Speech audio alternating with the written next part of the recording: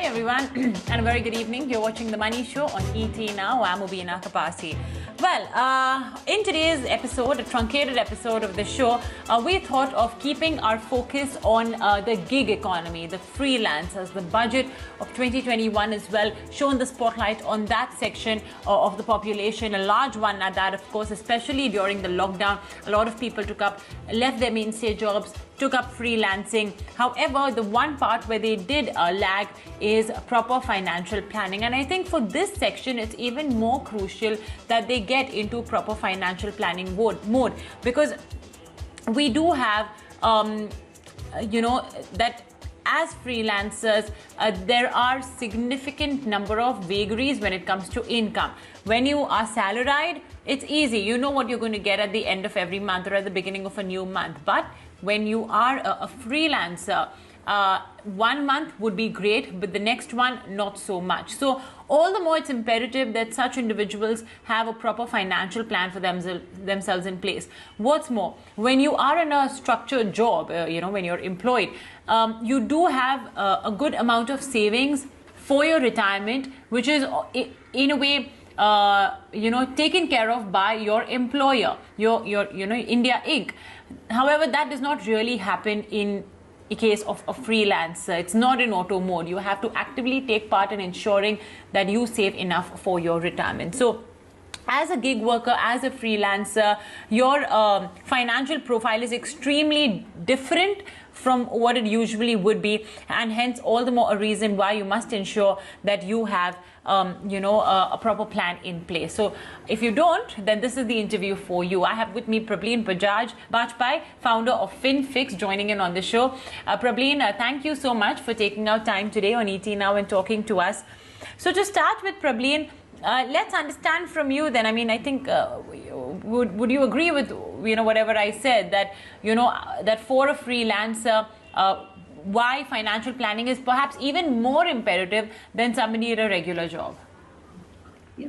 Hi, Mubina. Good evening, and thanks for having me on the show. Absolutely, very correctly pointed out, Mubina, that it's very, very crucial, in fact, for freelancers or for the gig workers to, plan their finances or to have a financial planning in place. In fact, the economic survey this time actually mentioned that, there has been a significant growth in the gig economy. So, more number of people who have joined this. And if you're talking about, I'll just quickly define, when we say gig workers, who are we talking about? So we're talking basically about people who are self-employed. We're talking about independent consultant contributors, freelancers, and part-time workers.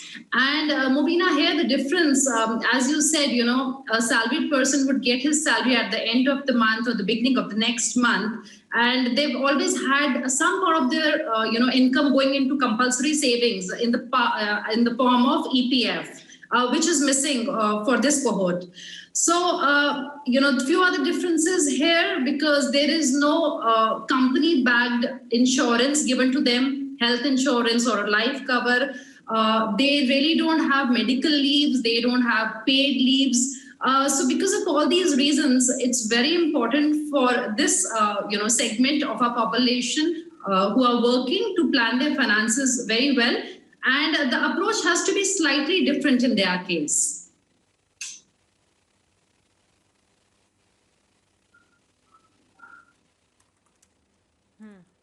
Yeah, exactly. So then would you say, Prableen, that maybe the amount of risk as well that this category of individuals can take would be lower than what others could take? Absolutely, because I feel that there's always a bit of a hesitation to commit, Mubina, to any kind of, let's say, long-term savings, or to even commit towards, home loan and things like that. So the way a personal finance for a person who belongs to this segment has to be different, and broadly outline how it should be done. So of course, financial planning, irrespective of the job profile, has to be there. But because the inflow every month is irregular, such people need to look at the average, let's say, of a year, and figure out what monthly income actually are they earning. Because let's take an example: somebody is earning 50,000 a month out of a freelance job. The next month he or she is earning 40,000. The next month the projects are not there, just earning 20,000, and there may be a bumper earning as well of say 70 or 80,000 per month. So the average has to be seen. And I feel from that average also, let's say if the average works out to be about 50,000 a month, it's good to kind of reduce it by another 15-20%. So if you reduce it by 20%, that means a 40,000 kind of a monthly income is what they should consider. And here, Mubina, one very important thing is that there have to be like two accounts that person is maintaining. One into which all the money is coming from the various jobs they are doing. And then from there, once they figure out this particular number, that part should be actually paid to themselves into another account which they maintain.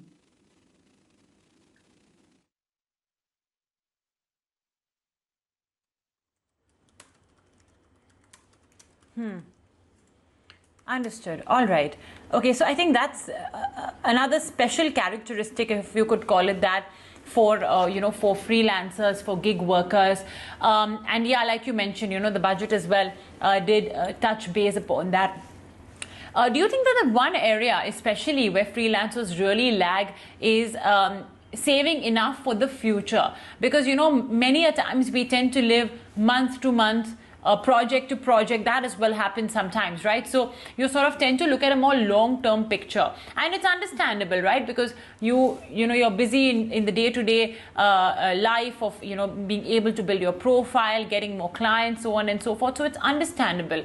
So these individuals have to proactively take part in building their savings nest, whether it's for retirement or for whatever purpose. So what is this first step they need to take in that regard, Prableen? Absolutely. That's absolutely true, Mubina. So, I think the first step is, and which something COVID has also taught even the salaried people, is to have an emergency corpus in place. And this has to be at least 12 months of basic expenses for this segment, for workers from the gig economy. It has to be basic expenses, including any kind of EMIs which are going, as well as any investments that they're doing. Let's say they're doing certain SIPs, so that figure should be included, as well as premiums for any insurance policies. So this has to be maintained for the next 1 year at least. That's the basic. Second, Mubina, because there is no company-backed insurance or life cover which is provided, or health cover which is provided, these people have to definitely buy it themselves, which is very important. Otherwise, they'll have to dip into their long-term savings to provide for, let's say, a health emergency. Thirdly, of course, they need to do the budgeting. And like I mentioned, that the average savings, income has to be seen. You deflate it by a little, pay yourself that amount, and then from that amount, that will always give the confidence, because that figure is lesser than the average they would be earning. So I think that can give them a bit of flexibility and peace of mind that, okay, whatever he or she is committing is way within what they would end up earning. And based on that, then they do their financial planning on a regular model, just the way we do for every regular individual who's in a salaried job or in a government job, where you define your goals, you give them what's the amount that you're looking to save, and based on that you commit your investments. You do your monthly SIPs or open a PPF based on your financial goals. And of course, retirement is very, very important. And, Mubina, it may sound very little, but I always give this example that even a small investment of 1,000 rupees a month can actually give you about 27 lakhs in the next 30 years, considering a very nominal 11% return. If you're just putting 1,000 also, let's say in an index fund today. So, that's how it works. Compounding works. So starting early, little commitment on a monthly basis is very, very essential, especially for long-term goals here.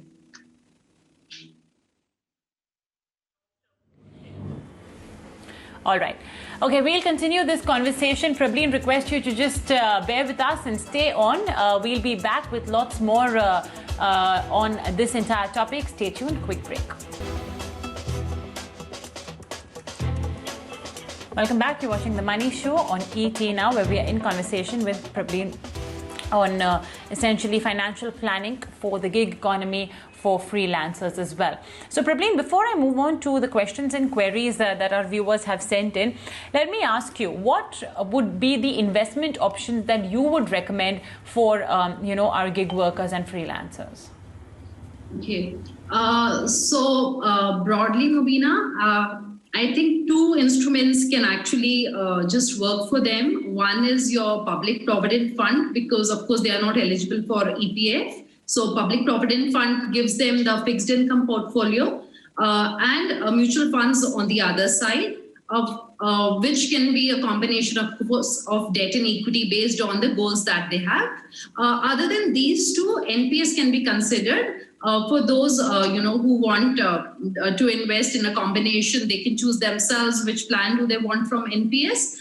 Just that they have to understand that at the time of maturity, a certain part of it has to be 40% will be going in as an annuity which will be paid to them. So it's slightly restrictive there, but I think these two options, PPF broadly and mutual funds, can do the trick for them.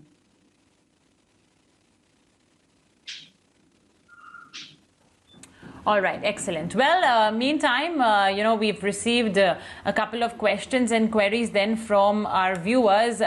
Many of them, of course, are freelancers. So let's get to answering them and, helping out our viewers. Remember, folks, you can always email us on themoneyshow@etnow.tv.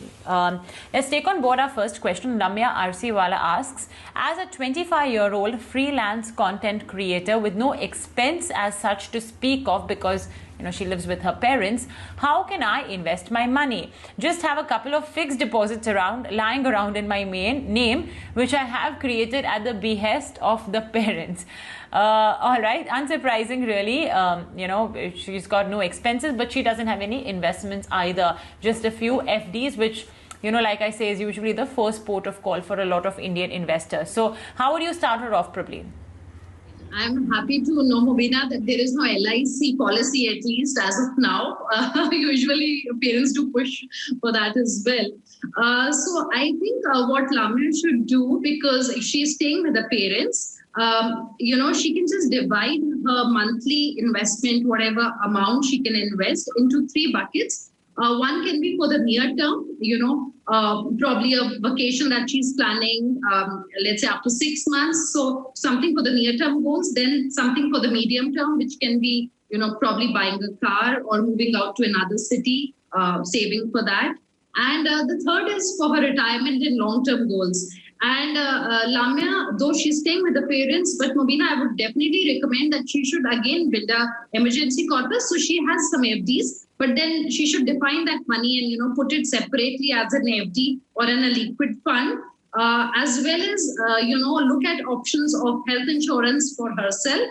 And for these different goals that I've just mentioned, the near term, medium term, and long term, she should again choose a public provident fund in combination with mutual funds.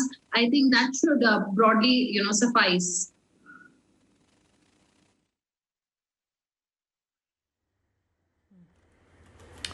Okay, all right. So I hope Lamia has listened in to what what you've recommended and curates a portfolio for herself accordingly. Okay, Upasna asks, can I open a provident fund in my name? I am not employed. Why? And also she asks, why is the EPF rate better than PPF? Okay, so just for the benefit of all our viewers, probably if you could sort of differentiate between EPF, PPF, how are they different? And of course, that whole difference in the rates as well, because it's quite big. In PPF, it's 7% around, a little north of 7%, whereas EPF, FY20's rate was 8.5%. Right. So Upasna has made a very interesting observation, in fact, Mubina. So yes, she can firstly open a PPF in her name if she has her PAN and she's an adult. For a minor, the parent can open. EPF, the Employee Provident Fund, is basically for a salaried person where he or she contributes a part of their income and the equivalent amount is contributed by the employer. While a public provident fund is open to any citizen, working or non-working, a housewife, anybody, this can be over and above your EPF, where you can invest up to 1.5 lakhs in every financial year and earn about 7.1% currently. And it works on the principle of compounding, and all your final receipts are tax-free. In case of EPF, there was recently not really a limitation on how much they could put. Now there is a capping of 2.5 lakhs from the how much an employee can put. Beyond that, whatever they put, that will attract an interest, and taxation on the interest amount. So that's broadly the differentiation. And Mubina, coming to the question of why there is a difference between these, the two rates. So public provident fund, the rates are broadly in line with the bond yields and how the fixed, deposit rates are moving. So in natural, guided by the interest rates in the economy as set by the RBI in terms of repo, reserve repo. And they're set quarterly, they change. EPF, why it is so high? This is slightly tricky. Because there's a lot of, say of trade unions are involved, because it's the, big companies, their employees' money is going into it. And it also enjoys a kind of, let's say, political patronage. So somewhere that has been offering a higher percentage. That's, to me, that is the logic for the difference which is there between the two rates. All right. Well, a tricky question to ask, but thank you so much, Prableen, for sort of explaining that for all of our viewers and for joining us today on ET Now. And with that, we're completely out of time, so we will have to wrap it up. Thank you for watching.